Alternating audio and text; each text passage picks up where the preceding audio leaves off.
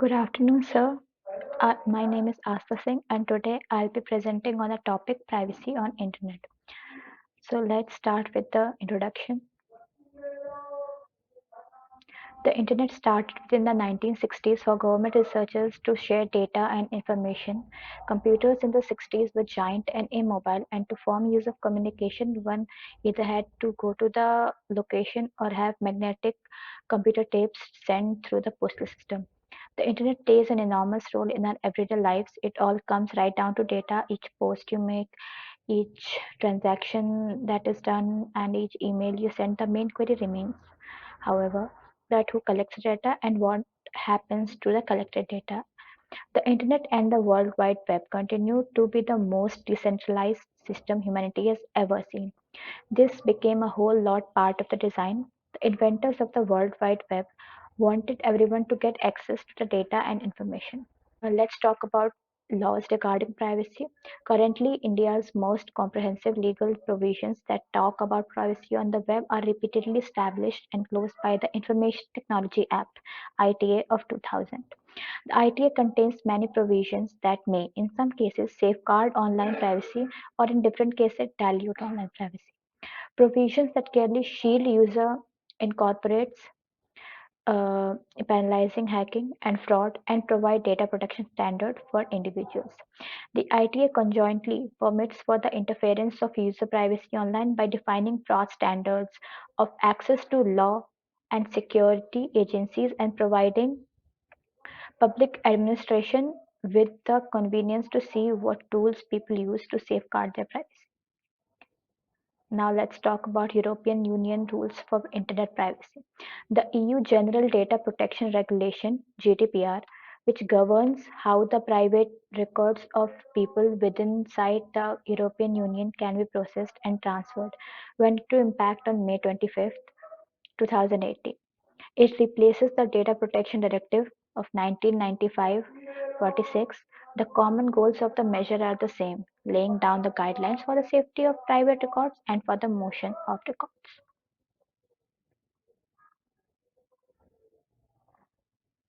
So the guidelines are: the company that is established in the Union may have to comply with the regulations when processing personal data of European Union and EEA residents.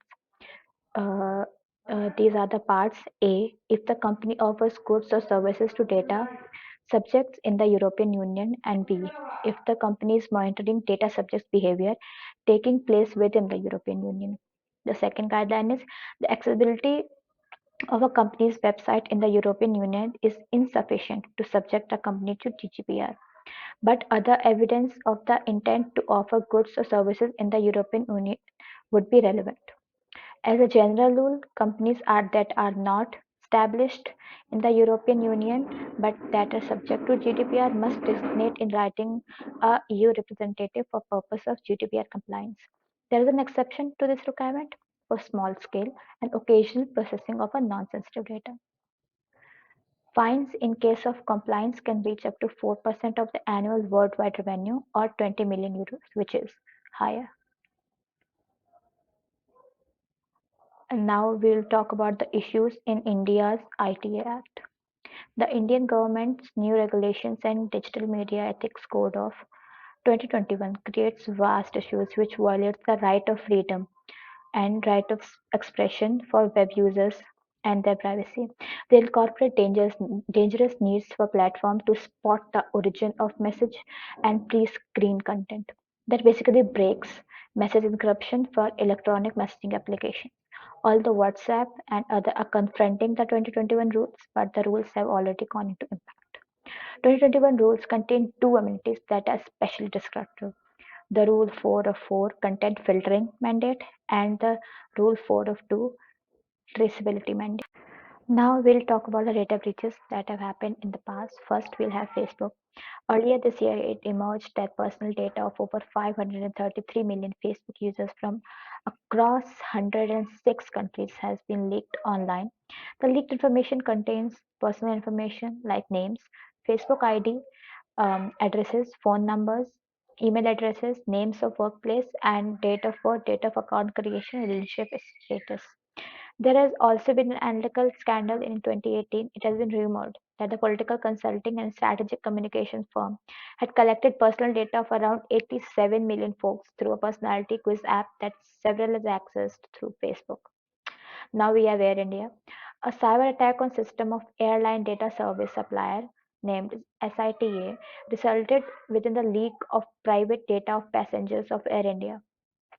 The leaked data was collected between August 2011 and February 2021. Once SITA informed the airline, the passengers did not hear regarding it till March and had to wait till May to find out full details of what had happened. Now we'll talk about the ways for internet privacy. We must use virtual private network. It gives you internet privacy and anonymity. By creating a private network, it hides your IP address and makes you virtually untraceable.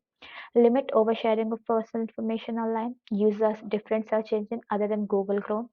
To avoid your history being saved, use incognito or private mode. Use quality antivirus to keep away hackers and virus from your device and steal your data.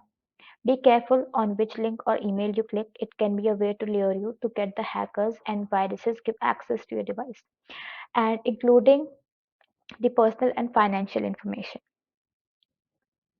Now we have the conclusion.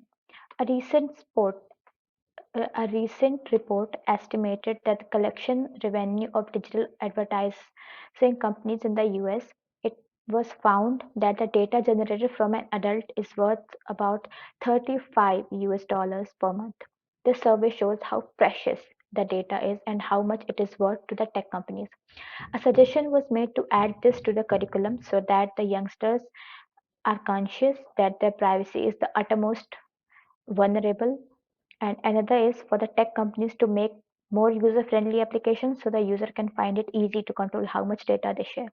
In conclusion, one's privacy on the net is incredibly necessary because of all the application services, scams, and virus on the net that are watching for any given probability to steal someone's personal material.